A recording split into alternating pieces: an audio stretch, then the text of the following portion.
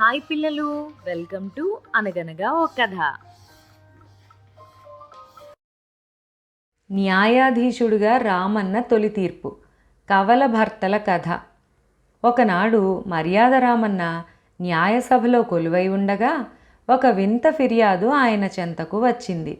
అచ్చుగుద్దినట్లుగా రూపం, మాట, నడక, వేషం, భాష, జుట్టు ఒకేలా ఉన్న ఇద్దరు వ్యక్తులు అబ్బడు, సుబ్బడు అనే కవలలు న్యాయాన్ని అర్థిస్తూ సభలోకి వచ్చారు.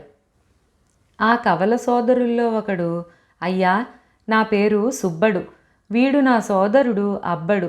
వీడు దేశంలో లేనప్పుడు ఇదిగో ఈ లచ్చి ఉంది చూశారు, దీన్ని నేను ప్రేమించి పెళ్లి చేసుకున్నాను. ఇప్పుడు ఈ అబ్బడు వచ్చి తానే సుబ్బడినని, లచ్చి తన పెళ్ళామేనని గొడవ చేస్తున్నాడు. న్యాయం మీరే చెప్పాలి మహాప్రభో అన్నాడు. ఇంతలో రెండోవాడు ముందుకొచ్చి, అయ్యా, నేనే అసలు సుబ్బడిని, వీడే నాకు సోదరుడు అబ్బడు, లచ్చి నా పెళ్ళాం, న్యాయం మీరే చేయగలరని మీ దాకా వచ్చాను అన్నాడు.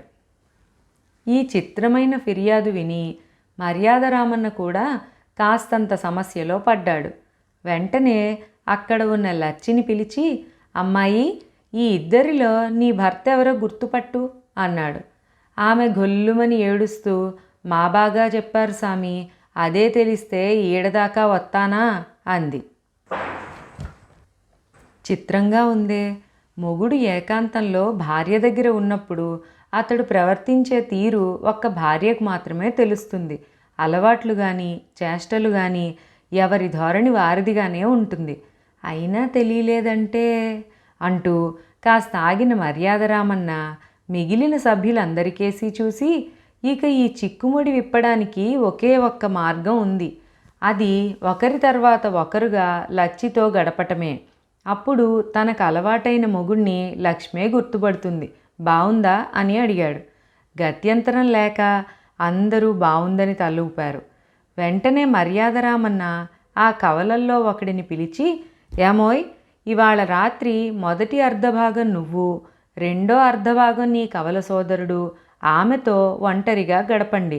అప్పుడు మీ ఇద్దరిలో తన భర్త ఎవరో తానే గుర్తుపట్టగలదు అన్నాడు. దానికి ఆ ఫిర్యాది, నేను చట్టాన్ని గౌరవిస్తానండి, నాకేం అభ్యంతరం లేదు అన్నాడు. రెండో కవల సోదరుణ్ణి పిలిచి మర్యాద రామన్న అదే విషయాన్ని అతడికి కూడా చెప్పాడు. ఈ మాట వింటూనే చర్రున పైకి లేచి, ఈ పాటి దానికి ఒక ఆడపిల్లని ఇద్దరు మగవాళ్లతో గడపమని చెప్పడానికి ఈ పెద్ద మనిషికి మీరు అనుమతిచ్చినా అసలు మనుషులేనా? అసలు ఇక్కడికి రావడం నాదే బుద్ధి పొరపాటు. ఇంటి దగ్గరే ఇక్కడో లేక దాన్ని ఎక్కడో అక్కడ చంపేసి ఉంటే బాగుండిపోయేది. ఇప్పుడైతే మాత్రం ఏమిటి మించిపోయిందంటూ పక్కనే ఉన్న ఒక సైనికుడి వరలోంచి చటుక్కున కత్తిలాగి మొదటివాణ్ణి చంపేయబోయాడు.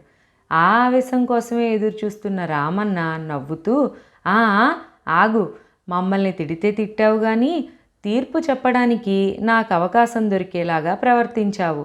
ఇదే నేను ఆశించింది.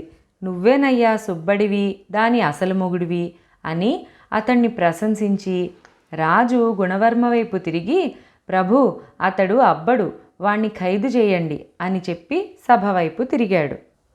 సభాసదులారా, పౌరుషం ఉన్న మగవాడెవరైనా తన భార్య ఇంకొకరితో గడపడానికి అంగీకరించడు. అటువంటిది అర్ధరాత్రి గడపమంటే ఒప్పుకుంటాడా? కవలలుగా ఉన్న ఒకే పోలికను ఆసరాగా చేసుకుని లచ్చిని తీసుకుపోదామనుకున్నాడు అబ్బడు. ఇది న్యాయపీఠం వరకు వచ్చినా లచ్చి అందం అతని ప్రలోభపెడుతూనే ఉంది. అందుకే కాసేపుకైనా గడపచ్చని ఒప్పుకున్నాడు. ఇక్కడే అతడు దొరికిపోయాడు అని విన్నవించాడు.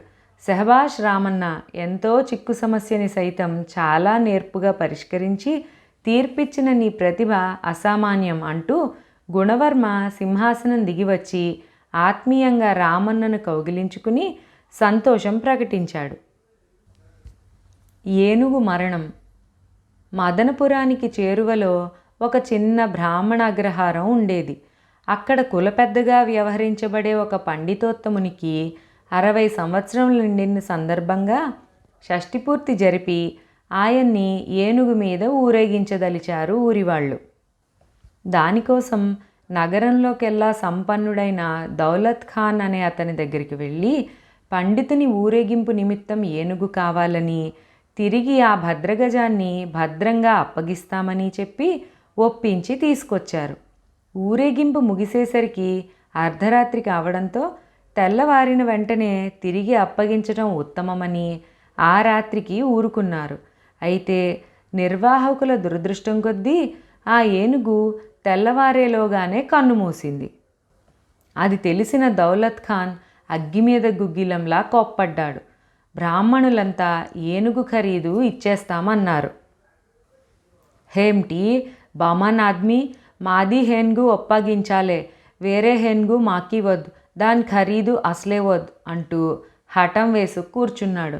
ఎంతకు పట్టు వదలడు, ఖరీదిస్తామంటే పుచ్చుకోడు. చివరికి తగువు రాజుగారి న్యాయస్థానానికి చేరింది. న్యాయపీఠాధ్యక్షుడు మర్యాదరామన్న న్యాయ సలహా మండలిని సమావేశపరిచాడు. 2 వాదనలు విన్నాడు మర్యాదరామన్న. బాగా ఆలోచించాడు. కొంతసేపటి తర్వాత, అచ్చా దౌలత్ ఖాన్, నువ్వు రేపు ఉదయమే వెళ్ళి ఆ నిర్వాహకుణ్ణి స్వయంగా లేపి ఇక్కడికి తీసుకురా. ఉదయం అంటే ఉదయాన్నే, ఆలస్యం చేస్తే నాకు సంబంధం లేదు. చెప్పినట్టు రావాలి. నీ ఏనుగు నీకు ఇప్పించబడుతుంది అని చెప్పి పంపేశాడు. ఆ తరువాత బ్రాహ్మణ నిర్వాహకుని పిలిచి చెవిలో ఏదో చెప్పి పంపాడు. అతడు ఆనందంగా తల ఊపి వెళ్ళిపోయాడు. మర్నాటి ఉదయాన్నే బ్రాహ్మణ పెద్ద ఇంటికి వెళ్ళి దౌలత్ ఖాన్ ఎంతగా పిలిచినా ఎవ్వరూ పలకలేదు. అవతల న్యాయాధికారి మర్యాదరామన్న గారి మాటలు గుర్తొచ్చాయి. సమయం మించిపోయేలా ఉందని కంగారు కొద్దీ ఇంటి తలుపుల్ని బలంగా లోపలికి నెట్టాడు. సరిగ్గా ఆ తలుపులు నానుకుని కుండల దొంతర్లు పేర్చున్నాయి. అవన్నీ ఒక్కసారిగా పగిలిపోయాయి. అది చూసిన బ్రాహ్మణ పెద్ద కస్సున లేచాడు. నా కుండలన్నీ పగలగొట్టేశావు, ముందు నా కుండలన్నీ ఉన్నవి ఉన్నట్లుగా కావాలి అంటూ తగువుకి దారితీశాడు. అది అంతా తర్వాత చూస్తా భాయ్, రామన్న గారు నన్ను నిన్ను హిబ్డే న్యాయపీఠానికి లాక్కురమ్మని హుకుం జారీ చేశారు, నడు అంటూ ఆ బ్రాహ్మణ శ్రేష్ఠుని రామన్న దగ్గరకు లాక్కుపోయాడు.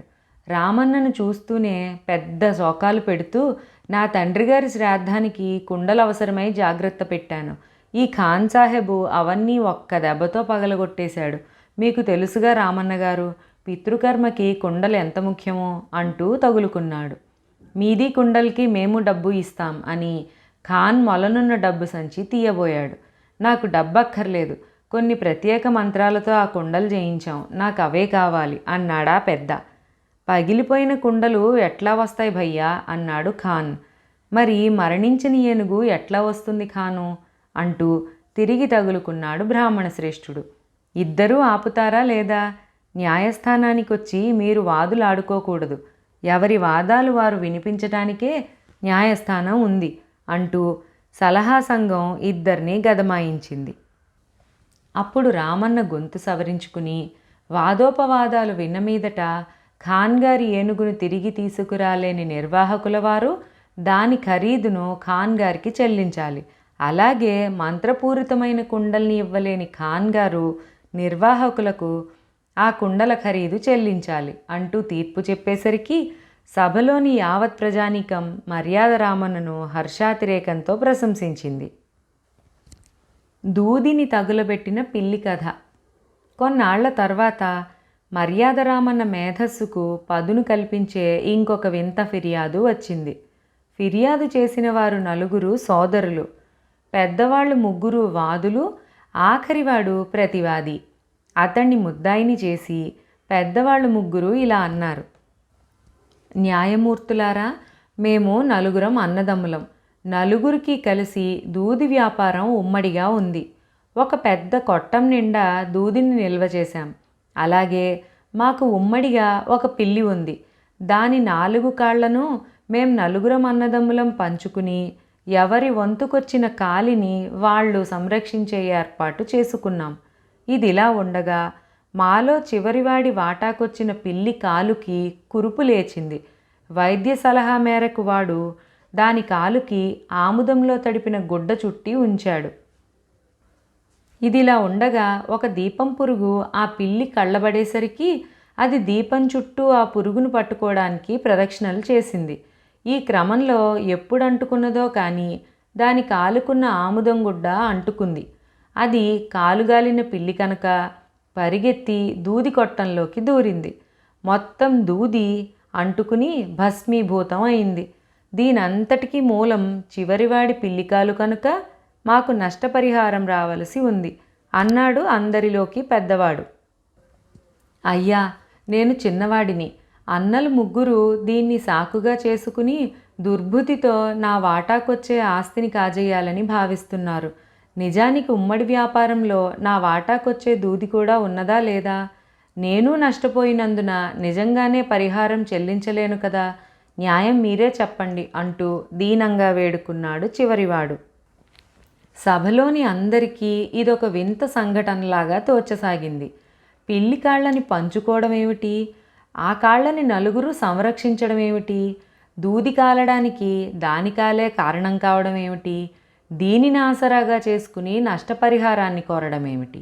ఈ విషయంలో మర్యాద రామన్న గారి స్పందన ఏమిటో తెలుసుకోవాలని అందరూ కుతూహలపడసాగారు. నిజానికి పైకి కనిపించే వాదం ప్రకారం పై ముగ్గురి వాదన సబబైనదిగానే తోచింది సామాన్య జనాలకు. సూక్ష్మబుద్ధి గల మర్యాద రామన్న తీర్పు ఇలా సాగింది. దూది వర్తక శ్రేష్ఠులారా, మీ దూది కాలడానికి మీ నాలుగో సోదరుని పిల్లికాలుకి నిజంగా సంబంధం లేదు. ఎలాగో నేను చెబుతాను వినండి. మనకేదైనా దెబ్బ తగిలి నడవలేకపోతే ఆ కాలుతో నడుస్తామా అని సభ వైపు తిరిగి అడిగాడు మర్యాద రామన్న. అసాధ్యం, నడవలేం. దెబ్బ తగిలిన కాలు మీదనే ఆభారం కూడా వేసి నడవలేం. కాబట్టి ఇంకో కాలు మీద భారం వేసి నడుస్తాం. దెబ్బ తగిలిన కాలుని మాత్రం పైకెత్తి విశ్రాంతి ఇస్తాం అని ఏకగ్రీవంగా ఆమోదించింది సభ. విన్నారు కదా? పిల్లి కూడా అదే పని చేసింది.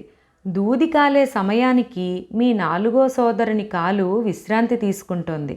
దీపం అంటుకోగానే చురుగ్గా ఉన్న 3 కాళ్ల మీదనే పిల్లి పరిగెత్తిందని మీకు తెలుసు. ఎందుకంటే మీరు సంరక్షించే 3 కాళ్లే దానికి ఆరోగ్యంగా ఉన్నాయి కనుక. అది పరిగెత్తింది మీకు చెందిన 3 కాళ్ల మీదనే కనుక దూది కాలడానికి కారణం ఆరోగ్యంగా ఉండే మీకు చెందిన కాళ్లే. అందువల్ల మీరే మీ సోదరునికి నష్టపరిహారం ఇవ్వాలి. ఒక వ్యక్తికి కలిగిన నష్టాన్ని ముగ్గురు పూడ్చటమే శ్రమలేని పని అని చెప్పాడు. రామన్న తీర్పు వినగానే సభ మొత్తం చప్పట్లు కొట్టి తమ ఆమోదాన్ని హర్షాతిరేకాన్ని తెలిపింది. ఎవరి పెళ్ళాం ఒక అద్భుతమైన ఎన్నడూ ఎవరు కనీ విని ఎరుగని తగాదా ఒకసారి మర్యాద రామన్న న్యాయపీఠానికి తీర్పు కోసం వచ్చింది. మదనపుర నగరానికి చేరువలో ఉన్న ఒక గ్రామంలో నుండి అక్కడకు దగ్గరలో ఉన్న మరొక గ్రామంలో జరిగే వివాహానికి హాజరు కావాలని 4 అన్నదమ్ములు బయలుదేరారు. నలుగురు 4 రకాల విద్యలలో నిష్ణాతులు. 2 గ్రామాలకు నడుమ ఒక అడవి ఉంది. ప్రయాణ సాధనాలు వెళ్ళగల మార్గం కాకపోవడం వల్ల సోదరులు నలుగురు కాలినడకనే బయలుదేరారు. ప్రయాణానికి తప్పనిసరిగా ఒక రాత్రి పడుతుంది. కొంత దూరం వెళ్ళాక వారు ఒక చోట విశ్రమించాలనుకున్నారు. వెళ్తున్నది అడవి మార్గం కనుక దొంగల బెడద నుంచి, క్రూర జంతువుల బారి నుంచి రక్షించుకోవాలంటే ఒకరైనా మెలకుగా ఉండడం మంచిదని నిర్ణయించుకున్నారు.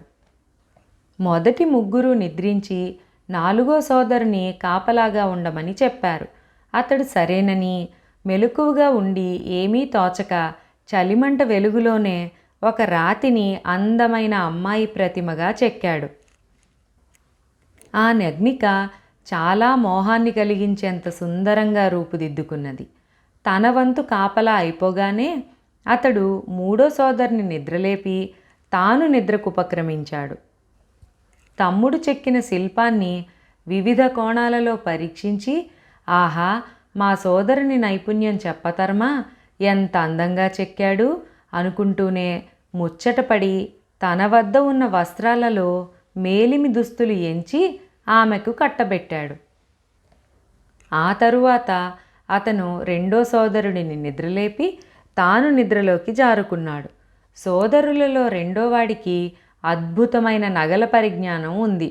నవీన రీతులలో నగలు చేయడంలో అతను మంచి దిట్ట. మంచి దుస్తులు ధరించి అందాలొలుకుతున్న ఆ బొమ్మకు నగలు లేకపోవడం అనేది ఒక గొప్ప లోటుగా భావించి తన పరిజ్ఞానంతో ఆమె కోసం అప్పటికప్పుడు గొప్ప నగలు సృష్టించాడు. నుదుటున తిలకం దిద్దాడు, బొగ్గన దిష్టి చుక్క పెట్టాడు.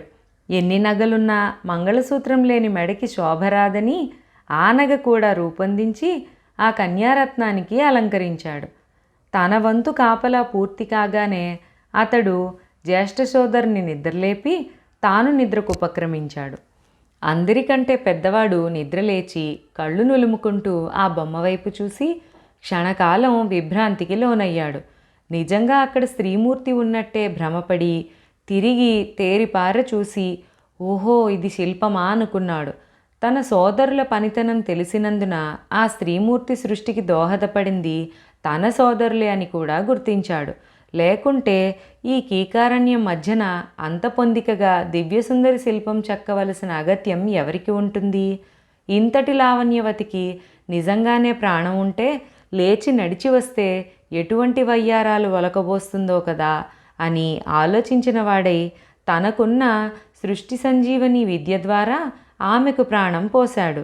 ఇంకేముంది, అచ్చమైన పెళ్లి కూతురిలాగా సిగ్గులొలకబోస్తూ శృంగార దీపంలా ప్రకాశిస్తున్న లలనామణి ప్రాణంతో అతని చెంత నిలచింది. ఈలోగా తెల్లవారింది. నలుగురు తిరిగి ప్రయాణం అవ్వాల్సిన సమయం ఆసన్నం కావడంతో మెలకువగా ఉండి అంత అందంగా తయారైన ఆ స్త్రీని చూసి తమ ప్రతిభే ఆమె సృష్టికి కారణమని తలపోస్తూ ఆమె నాదంటే నాదని వాదులాడుకోవడం మొదలుపెట్టారు. ఆమె రూపానికి ప్రతి సోదరుని ప్రమేయం ఎంతో కొంత ఉండటం చేత తనని పెళ్ళాడాలంటే తననే పెళ్ళాడాలని నలుగురు పట్టుపట్టారు. చివరికి ఏకీభావం కుదిరి పాండవులు ద్రౌపదిని పంచుకున్నట్టు తాము నలుగురు ఆమెని భార్యగా చేసుకోవాలని చూశారు. కానీ ఆ లలనామణి అందుకు అంగీకరించలేదు.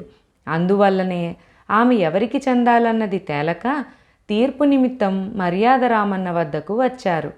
సభాసదులు కూడా ఇంతటి విచిత్రమైన కథ ఇంతకుముందు విని ఉండకపోవడంతో మర్యాదరామన్న దీనిని ఎలా పరిష్కరిస్తాడో చూడాలని గొప్ప ఆసక్తితో ఎదురుచూడసాగారు. అద్భుత శక్తులతో అపురూప సౌందర్యాన్ని ఆవిష్కరించగల మీ సోదర చతుష్టయం యొక్క నైపుణ్యానికి ఈ సభాముఖంగా అభినందిస్తున్నాను. ఇక నా తీర్పు చెబుతాను వినండి.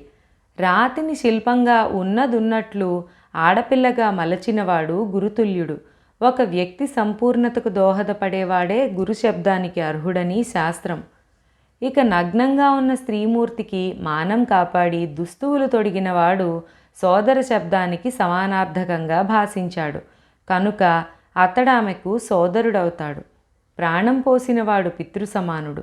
ఒక జీవి రక్తమాంసాలతో ఈ భూమి మీద నడియాడుతోందంటే, ప్రాణంతో చేతనత్వాన్ని కలిగి సంచరిస్తోందంటే దానికి కారకుడైన వాడు తండ్రి అవుతాడు. ఇక నగలు నాణ్యాలు ఇచ్చి స్త్రీని సంతోషపరిచేవాడు భర్త. అదే ఇచ్చిన నగలలో మంగళసూత్రం కూడా ఉన్నందువల్ల అందుకు కారకుడైన వాడు ఆమెకు భర్త కాగలడు, అనగా భర్తగా ఆమె అంగీకరించడానికి తగినవాడు. ఇది ధర్మ సూక్ష్మం. ఈ ప్రకారం మర్యాదరామన్న ఇచ్చిన తీర్పు ఇదే అంటూ తన ప్రజ్ఞాధురీణతతో అందరి చేత మన్ననలందుకున్నాడు మర్యాదరామన్న.